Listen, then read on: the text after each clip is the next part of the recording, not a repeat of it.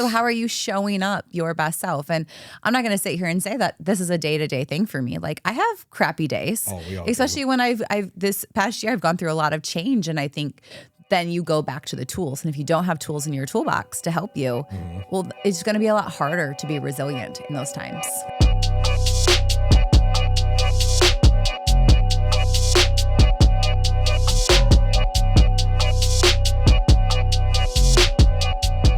Welcome back to the Level Up Life, Muscle and Mindset Mastery.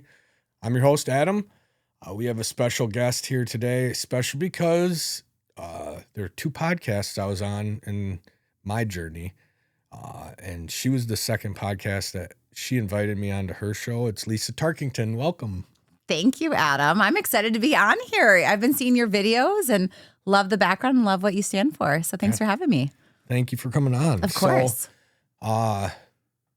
A little bit about your backstory, who you are. I know you worked in corporate. Yeah. Right? Dow. Yeah, I worked in corporate. And then kind of started a nonprofit, and now you're out doing your own thing. Yeah. I want to hear more about it from Perfect. So, so I went to Michigan State University. So go green, went for communications and marketing. Really thought I'd be a broadcaster. That was my dream.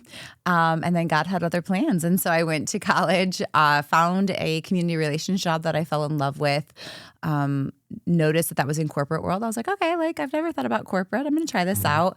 Loved corporate life. I really did. I was made for corporate. I'm a type A type of girl. Love my spreadsheets, love my project management, traveled all over. And during that time, I also built a blog called Self-Love Beauty, where I focused a lot on self-love, self-acceptance, self-esteem. Affirmation Day is something you created? Yeah, that is something that I built with the nonprofit. Yeah, so I morphed the blog into a nonprofit, and during that time, I became a keynote speaker. I got certified as a coach. I went back to school for social impact strategy and a lot of other great certifications. And yes, I'm an exited founder of a nonprofit, in March of 2026. And yeah, I'm a keynoter and I'm a coach. And I think the coolest part about everything in my journey is all I've ever wanted, doesn't matter the avenue, all I've ever wanted is people to become the next best version of themselves. That's all I've ever wanted. So it's really cool, the avenues that I've gotten to do it. I think we look at our jobs a lot as, well, what am I doing? And I love that. But I just really want to help people. Yeah. So that's what I stand for. That's really cool because that's really aligned with what I do. In general, my purpose is to help others. And I talk about macro to micro, how just talking to someone and being, very authentic in your conversation with them, how big it can impact them. Truly asking, the difference between hey, how's it going? And hey, Lisa, how are you? Yeah. The difference that can be. But when you ask that question and you truly want the answer, you better have some time set aside to listen, right? So just, and what you do is helping people on more of a large scale. Yeah. And same with what we do at Level Up is, nutrition, fitness, and we do a lot of habit formation too. So how much water do you drink a day? Are you not drinking enough? Why not?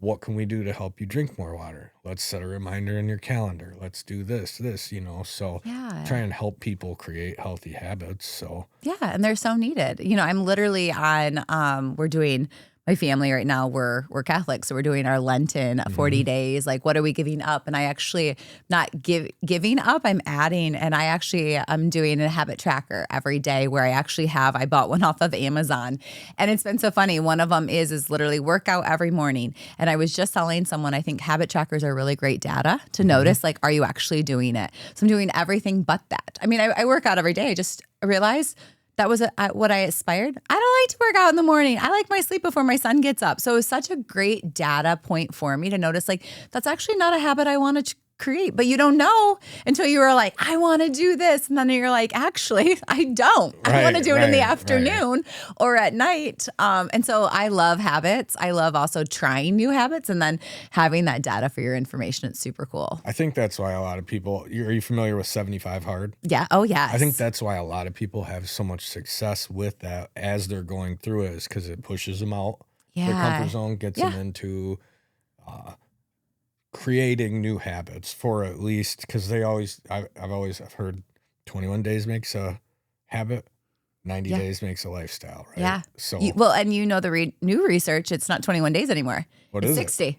60. Okay. Yeah, they changed it because a lot of people, because if you think about social media and we want this instant gratification, that habits now take longer because of our, like, we want it now. And so people aren't sticking with them. So yeah, research now shows 60 days, which is insane. Yeah. 60 days to make a habit. I guess it makes sense. It makes sense, but it's just so different than just because of the world. And yeah, it totally makes sense. It's just, when you don't know that, you're like, okay, it's going to take me more than 60 days to actually do this. Well, and so even going back to like morning workouts not being your thing. Yeah. Right. They used to be. Yeah. I mean, that's a way to reflect and audit. I'm 100%. Sure in the process of doing this, you're looking back and you're looking at all your habits and you're saying, is this serving me? Is this serving me? Is this a good habit? Is this a good habit? Which I think is really important to do, is just self-audit, like constantly self-audit in general. Yeah, absolutely. And when I talk about nutrition, right now I'm eating pretty much whole foods only and really healthy, probably one of the healthiest moments of eating in my life. Good for you. I feel great. Inflammation's down. But there were moments in my life where I was like, I'm eating really good. And then I consume new knowledge and integrate that into my life. And I'm like, oh, well, this isn't, I thought this was healthy, but it's not. And it's a process. And just kind of, if we're always self-auditing, we can really look at what is healthy, you know? Yeah. What is, in terms of the business world, what am I doing that's attracting new business? What am I doing that's pushing new business to my competitors? Yeah. That's fair. That's fair. Yeah. Yeah. So you get into the nonprofit world. Yep. I know I went through your training. Yeah. To become a facilitator. Yeah. So what drove you to, I know you said helping people, but what drove you into the nonprofit world? Yeah. So actually someone sat me down and really recommended that I do it. And I laughed and I said, no, thank you. I'm good. I love my life. I love my corporate world. I had a trajectory that I wanted for my career, where I wanted to live. I wasn't planning to stay in Midland, Michigan, where I live and reside right now. And I just sat with what they told me, and I call them God winks, where I was looking for those moments. And one came when I was teaching a workshop, and I was teaching at that time, a ton of young girls. And I had two girls who had very different stories about what their future was going to look like. And I reflected after I met their parents. I said, oh, wow, we have a generational gap when it comes to confidence. Like, think about our parents, think about our what we learned in high school and what we didn't learn as well when it came to confidence and self-esteem. And so I knew that I wanted to create I wanted to fix the generational gap. So at that time, we were working with all groups. My nonprofit now, we focus solely on families and youth. So I have this fortunate where I still get to work with adults with my keynotes and coaching. And so yeah, it's so beautiful. I also think that it's times in our lives where we're put in certain positions to make changes, and then we're also supposed to let go and free and let someone else lead it. And my team they're phenomenal at lead the nonprofit, and they're doing great things now because of it. Yeah. So. Yeah, they are great. Missy and Kelsey yeah, great. They're phenomenal. They've always been really supportive of me. Yes. I consider them friends. I'm grateful for them. So if you're listening, yeah, they're great. So the God wink. Yeah, God winks. That caught my attention because I look for synchronicities in my day, and that's like those God winks, stuff that's just, and I'll reference, because of your influence on me with having me on your show and just observing how you move through the community and all that. When I was on your show, I already had a seed planted by Logan Ricchetti. He's like, you could do one of these shows, man. You could have a podcast. So he planted the seed. You having me on, and, I dressed up, shirt and tie, and that was a phenomenal experience. Yeah. Felt really good about it. And that kind of planted the seed for going forward. and I guess it shifted my focus between like you and Logan being very encouraging, having me on, shifted my focus so now I was looking, it's like when you get a new car and you start seeing all those same totally, cars. totally. My focus had shifted, so now I'm looking for like, oh, that would have been a great topic for a show, or that person I think would be really good to have. So I'm already thinking about this 6 months before it started. So paying attention to I'm seeing more of those God winks, telling me this is required, and then phenomenal individuals. Because one of the roadblocks for me was, the expense. Yeah, totally. And I'm like, I was talking to one of my clients, and I'm like, I've seen like people do sponsorships and all this type of stuff, and that's how people monetize when they grow a podcast, is because larger sponsors start putting larger sums of money because of the reach. And I had this individual, Rich and Paula Danville, they own Pine Haven Senior Assisted Living. They're like, well, we really believe in you, Adam. We believe in what you're doing here, and we believe in your mission. We'd like to sponsor you. That's and they've been great. Really appreciative to them. Yeah. But that's God's works, right? Yeah, totally. To help me. So yeah, it's exciting. Yeah, to get your voice out there and to have your message be heard. Yeah, absolutely. That's awesome. One thing, and I mentioned it before, one thing I really liked about when you were Self-Love Beauty, before you switched to lead, is that affirmation day, because I'm really big on how our self-talk, our internal dialogue influences our self-beliefs, our confidence. Can literally alter our life in good or bad ways. Absolutely. So what was the, I guess, process that you thought of, let's bring Affirmation Day to life? Well, Adam, I'm a visionary like you. And so when a vision comes to mind, you just are kind of like, okay, I'm going to make this happen regardless. And I just really wanted a day. I think for me, there's Kindness Week, there's all these great things. But because I was teaching affirmations at the time, I mean, I still do. We have to have affirmations in our life forever. I just wanted a day where people could really feel this power of being positive. And I think one of the cool things with a day is you get to hear the stories of like, man, my kid came home, or I came home from work and I was just on a different level because they were surrounded by activities. They were surrounded by, positive words around like even gift giving in an affirmation way. And I think one thing that I really wanted at the time when we got started with it was I wanted then that ripple effect to happen. Like, okay, what made me feel different today? Oh, well, someone talked positive about me. Oh, I talk positive about myself. Or like all of these different ripples that can come with it. And I think for me, with that, it's just kind of rippled effect into my own life. I mean, that's just a starting point. That's one day a year. So it's your job and your responsibility of how you show up all the other, 364 days out of the year. And I think I get to see that a lot with my coaching clients, with my keynotes, and just the other work that I do, where I have this opportunity to make sure that people learn the tools and resources to help them. It doesn't matter how old you are. We all need those positive mindset tools. It takes, for every one negative thought you have, it takes 5 positive thoughts to overcome it. And so when you're, when you have those negative thoughts, it's a lot more work to overcome that negative thought than starting out with a positive thought. And so that's, unfortunately, it sounds so simple. It's not. It's not. And I think that that's what I love about the power of coaching when it comes to business and leadership, specifically with what I do with coaching, or specifically with what I do for my career now. But it's also really cool to I have a 9-month-old at home. How fun is it to even start with him? I know my attitude, if I'm not in a good mindset, it ripples onto him. I can tell anybody all day that it might not, but it does. And energy is infectious. So how are you showing up your best self? And I'm not going to sit here and say that this is a day-to-day thing for me. I have crappy days, especially when I've this past year, I've gone through a lot of change. And I think then you go back to the tools. And if you don't have tools in your toolbox to help you, well, it's going to be a lot harder to be resilient in those times. Yeah.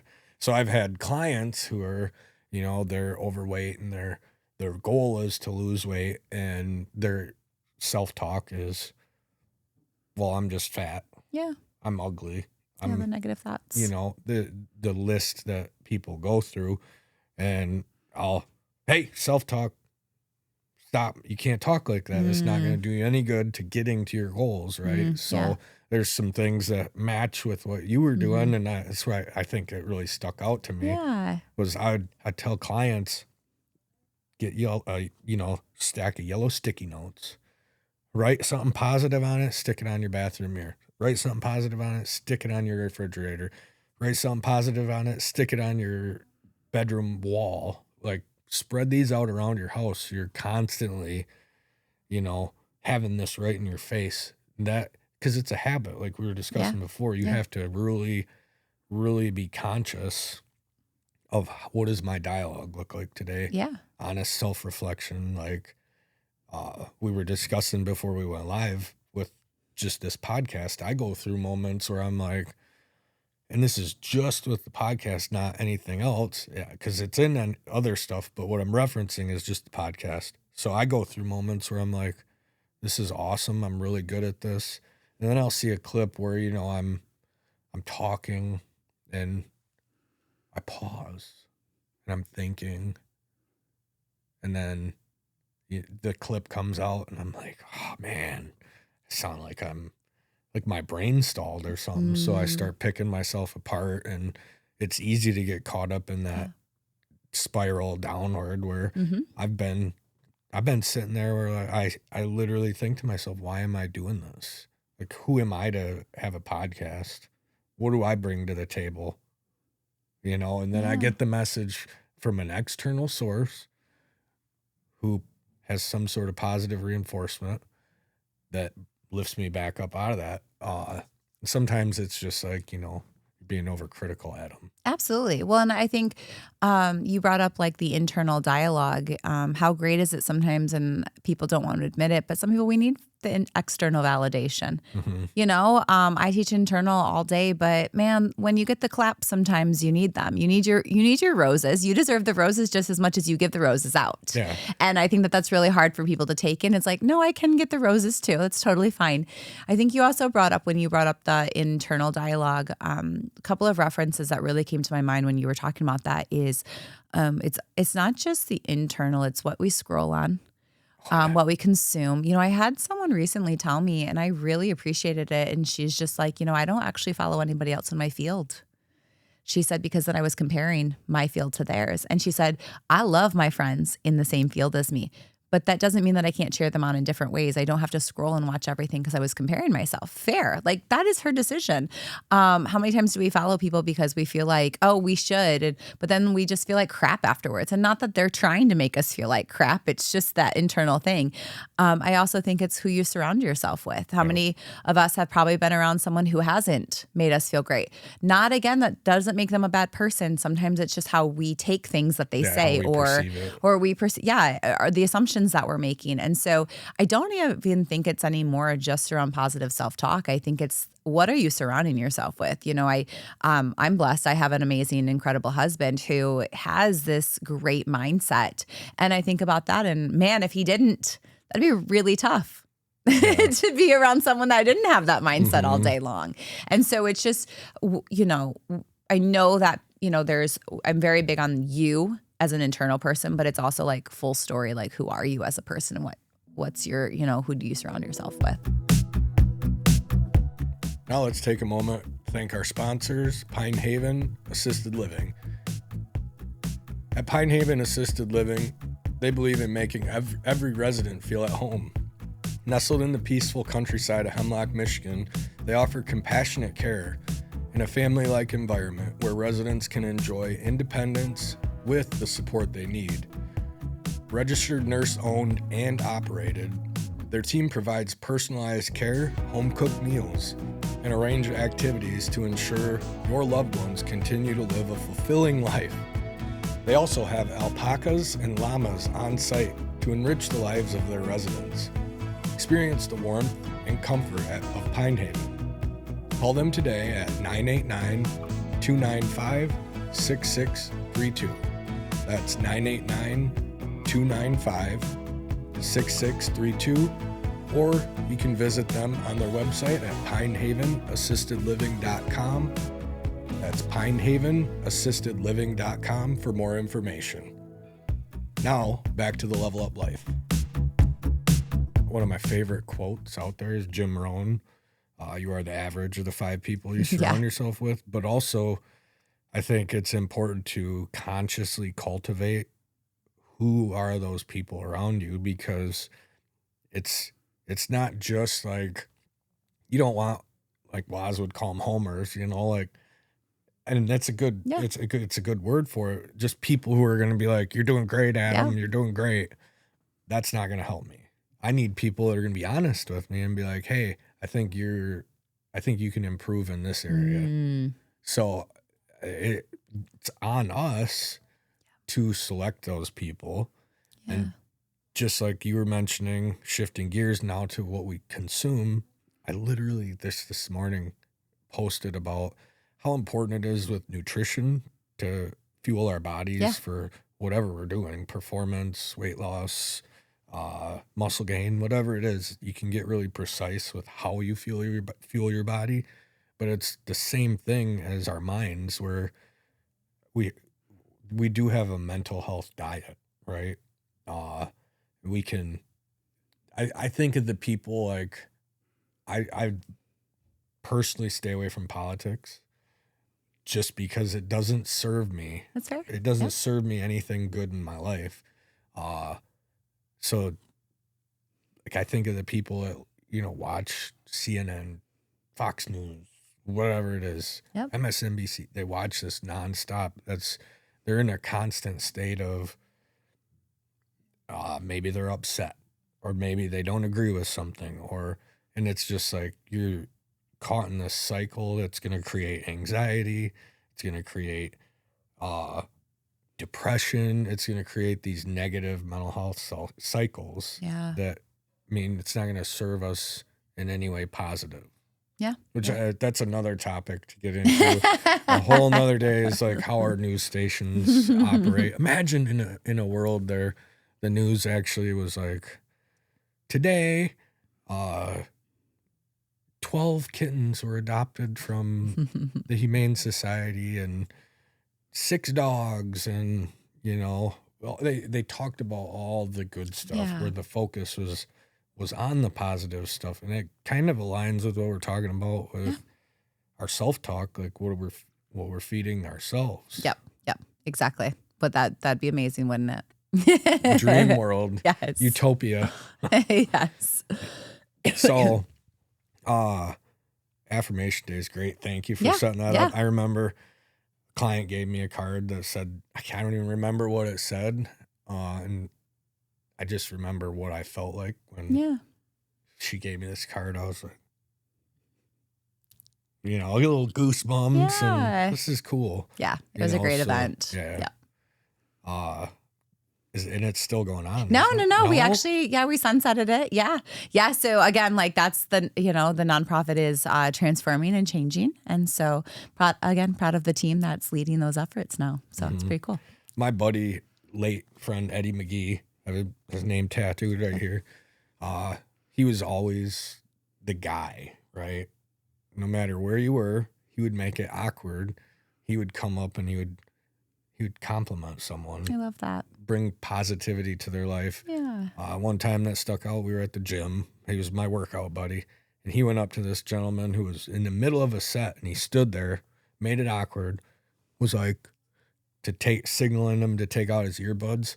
And he was just like, put his fist out, pound, man, you're doing awesome. I see you in here consistently. I just want you to know I notice your progress. You're killing it.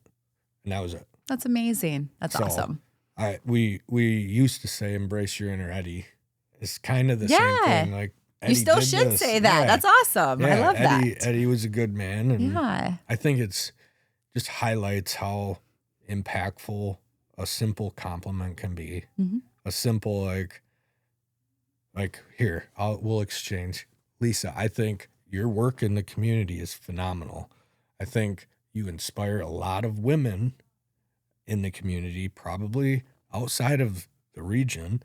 And I think how you build others up and empower them is phenomenal. No, thank you, Adam. And I guess for you, I would say, like, you're teaching people how to take risk, right? Like, you're trying new things. We talked a little bit before we even started today of like, imagine your life 10 years ago to where you are now. You're teaching people resiliency and to not give up on yourself. And I mean, I think how you're doing it is awesome. But I think what's really cool is that you're staying true to yourself. I think that that's important, right? Yeah. Like, I think this is the year that many people are trying to figure out who they are. And I think it's pretty beautiful. That's like, once you get closer to that, it makes a lot of the internal conversations a lot easier to have. Yeah.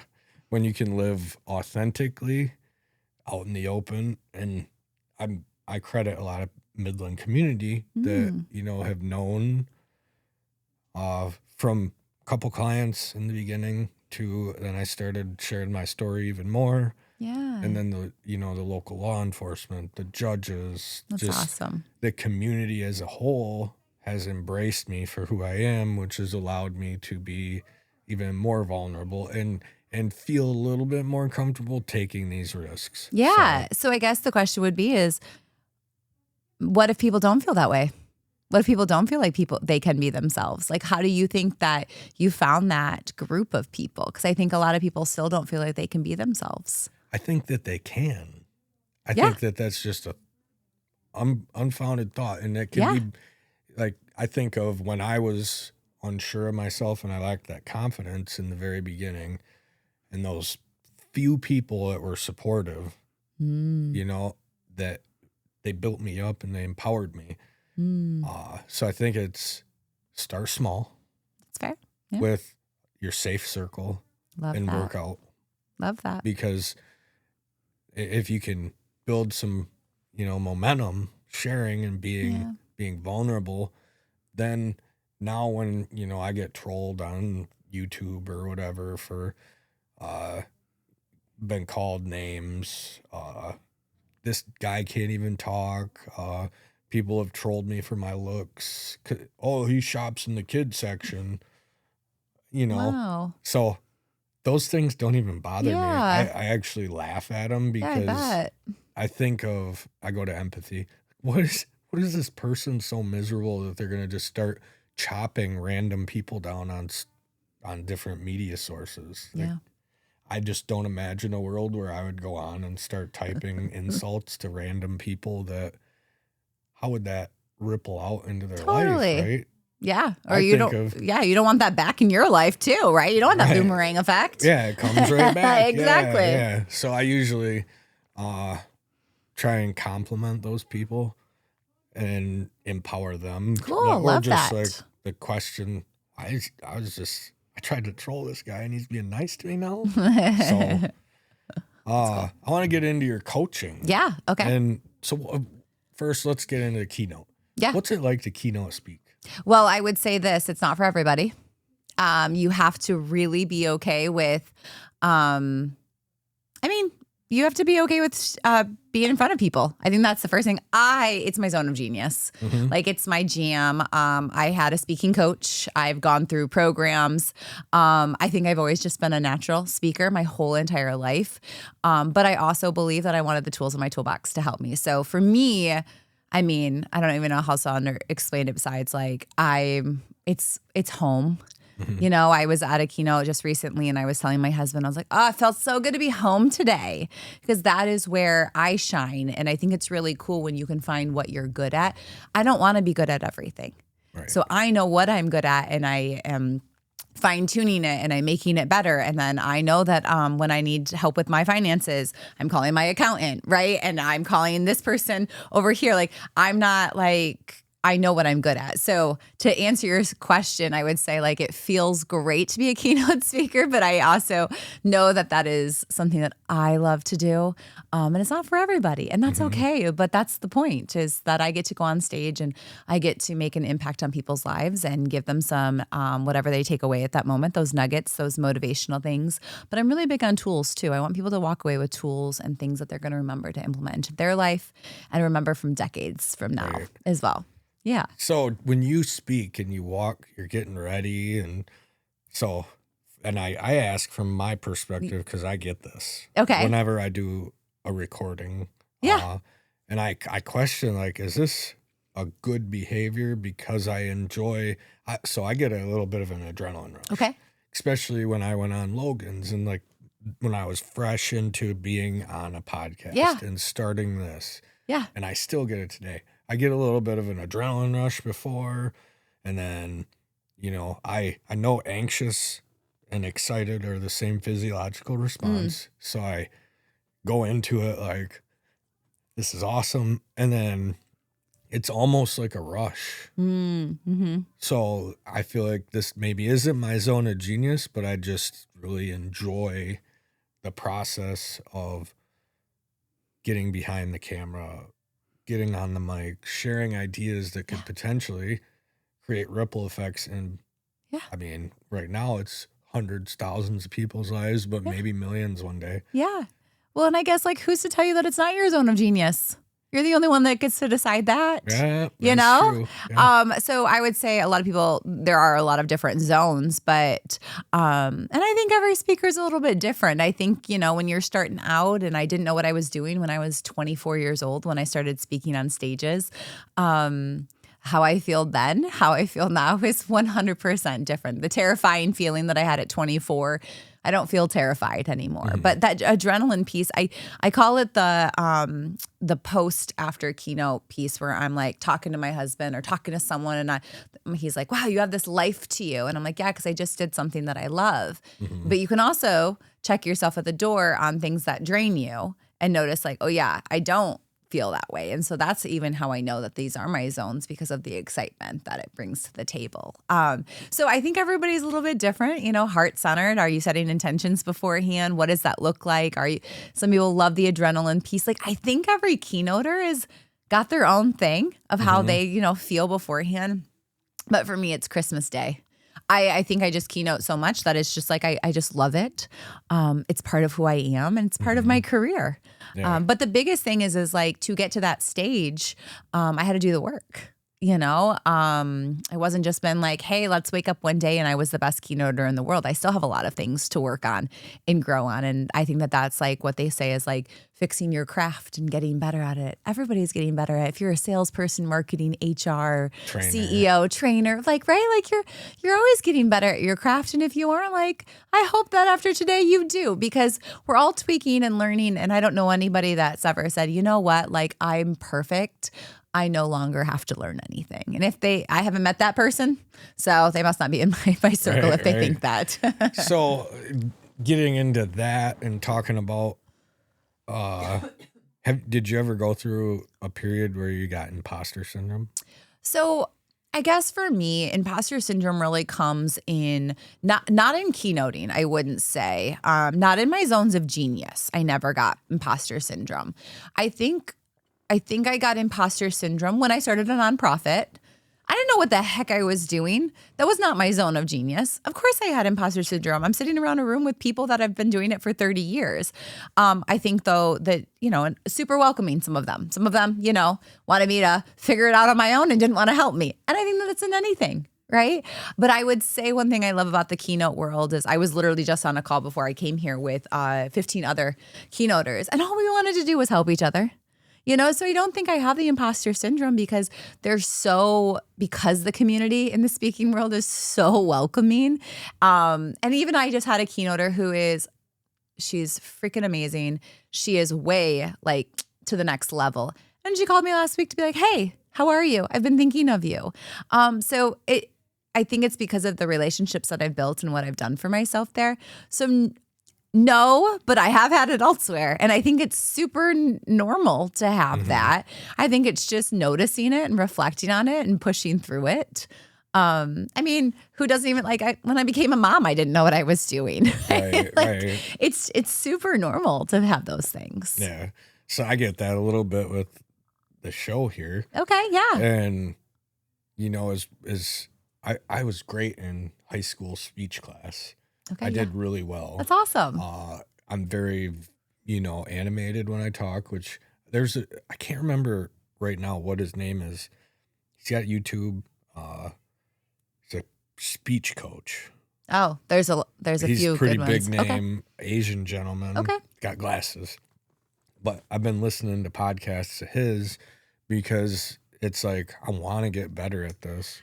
So I'm learning about, how volume changes influence the reception of what we're talking about, and how, those dramatic pauses after a volume change can really, really set the tone, So I'm literally imagine I'm driving in my car, I'm listening. This is at like 5 a.m. Yeah. I'm pausing it and I'm practicing while I'm Love driving. that. Just because it's a optimal time. Nobody's judging me in the car. I'm there by myself. I can just sound off. Yeah. Okay, I feel like and then reflect on it. But I want to continue to grow. I research PubMed studies about fitness stuff. Yeah. That's part of my career is personal trainer. I also, now I'm just getting my feet wet with this really. This is actually season 3, episode 1. I love it. Love it. I'm growing, and I can reflect back on like, oh, I'm improving. Yeah. How do you interview? How do you do this? How do you, create an organic conversation where the audience, you guys, where they feel like they're right here with us, like a fly on the wall, Yeah. So it's all stuff that I'm actively learning because I want to be better at what I do to bring the best out of the guests that come on here. Now, do you think that's just like confidence building, or do you have imposter syndrome? Because I don't hear imposter syndrome. I hear, I just want to get better, Lisa. Sometimes I think part of it too is just a standard. Ooh, tell me more. I have in everything I do. Okay. From when I was a kid playing baseball, my expectation was to hit 1,000. I see. My expectation was 1,000 fielding percentage. Errors were not acceptable. Strikeouts, getting out, that wasn't acceptable, even though it is part of the game. Yeah. Same thing with me now. In all the years I went through substance abuse counseling, this all or nothing thinking kind of is like a staple in my mind. So maybe it's that. Yeah, that's fair. But standards, right? I want to continue to get better. Yeah. And it doesn't have to be perfect, but I just want to get better. Yeah. Well, and what I'm hearing you say is, I have a standard for myself, and that comparison, not in a bad way. You're using the comparison of like, oh, I see this guy here. He's good. Mm-hmm. That's my standard. Yep. Right. So Adam wants to work towards that standard. How cool is that? Right. And I think that's just confidence building. Like, probably the first time you ran or lifted a weight or anything like that. I mean, who knows how to lift a weight the first time you do it, right? Like, but now that's your zone. Like, you can teach that. And so I think it's the same thing here as you're getting your reps in to continue to get better. And I think that's like the beautiful thing. I don't know anybody that's ever gone on stage and been like, this is it. I got it all made. No, you got reps. You have to get your reps in, and you have to finesse your story, and you have to get the bad like the criticism back and take it in and filter it and get better. So I think it's like that in anybody's career. Now I feel better about my journey. Thank you. Yeah, absolutely. I see why you're such a great coach. Which, speaking of, your one-on-one coaching, what got you into that?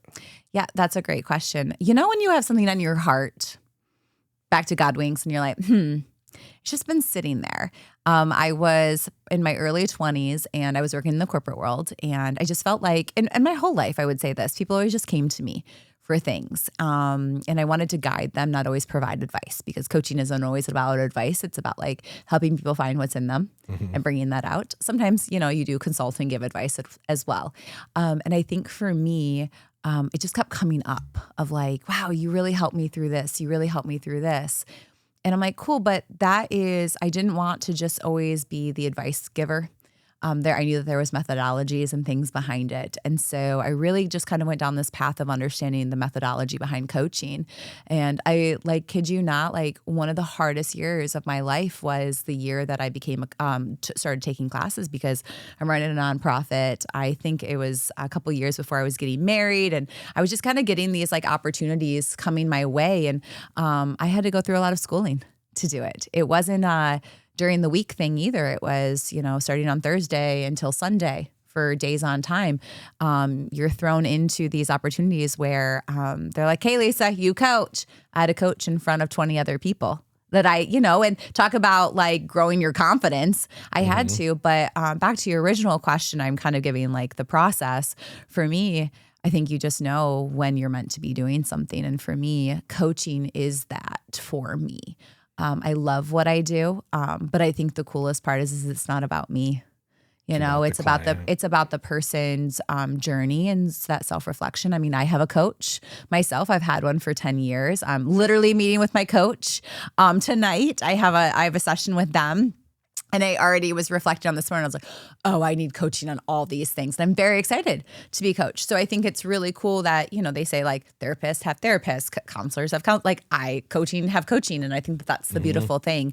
So I'm probably not even answering your question, but I just truly got called into it. I've gotten the opportunities to work with some incredible individuals and businesses. I work a lot with businesses as well with their leadership teams or people on the next level. Right? You do workshops with businesses too? I do. Yeah, I do. I do a lot of that. That's more workshop based. I don't really get to do I get to do some coaching in there.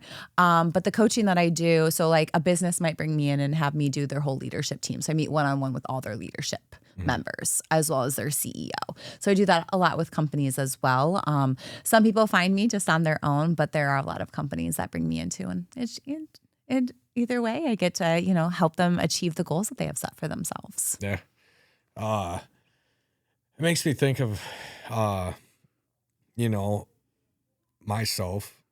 I'm a coach. Yes. Fitness, nutrition primarily, but also, behaviors. Yep. But I also will have, Waz will be at the gym. I'll be like, hey, Waz, check my form. Yes.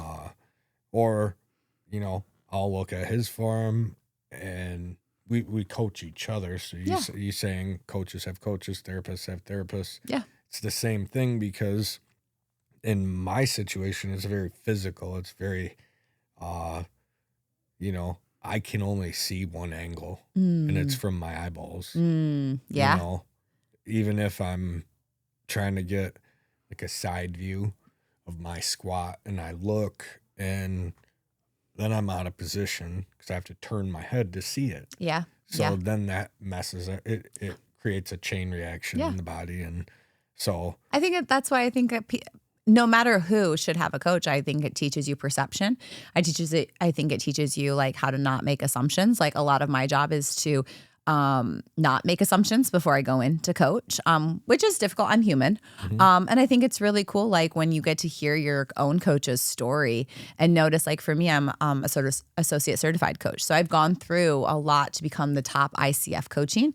And this year I'll become a PCC, which is a professional certified coach. But that doesn't come without another whole year of learnings for me. So now I have to retake an exam. I have to take a verbal exam. But I think it's when you can hear the people that you're working with and their craft and understanding like, oh, they're just not like making it up as they go. Like I have to get certified.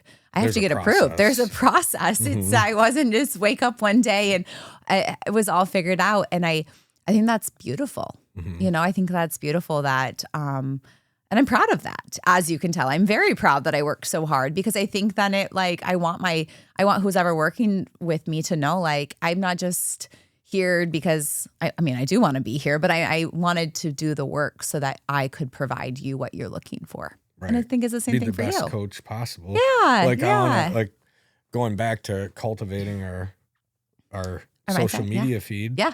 I go on Instagram. This is right when I got out of treatment. Set up an Instagram account. So Facebook was personal. Set up an Instagram account and went and followed, all these people, that have doctorates, that have experiences, in nutrition and physical training. And I'm looking at where are they sourcing their information. Ooh.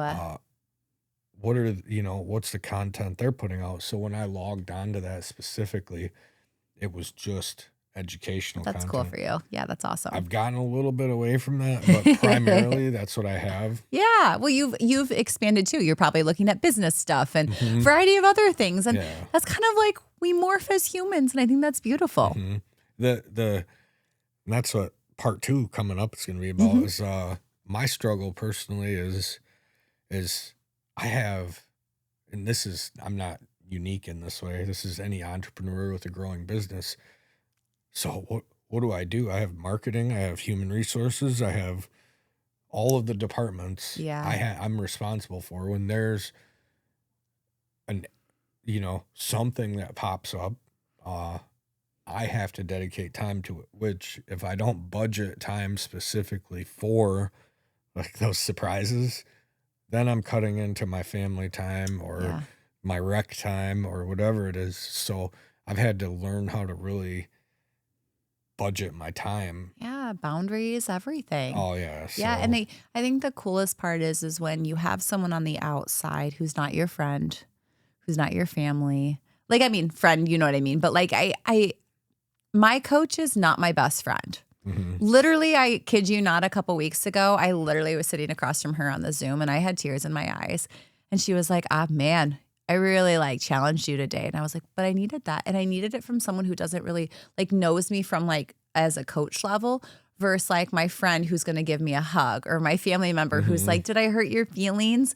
And the thing too is like, she never hurt my feelings. The coaching is what's been going on with me. She was just asking me questions. What showed up for me was what I was holding back. She didn't ask me or was mean to me or anything. She literally said, I was like, no, you said nothing that would be even mean. That's not what coaching is about. She just challenged me to think about something differently. And I think that that's the beautiful thing is when you have someone who's, there. And I think the other difference, and you might see this with your clients, is when you're willing to make the investment in yourself, you are way more invested in how you are willing to make changes. And I think that that's really cool too. Yeah. I'm excited. Yes, me part too. 2 coming up. Thank you. Thank you for tuning in. Don't forget to hit like, subscribe, share with your friends. Please do share. That's how we grow. That's how we get the word out about what this show is. So thank you again for tuning in and keep an eye out for part 2.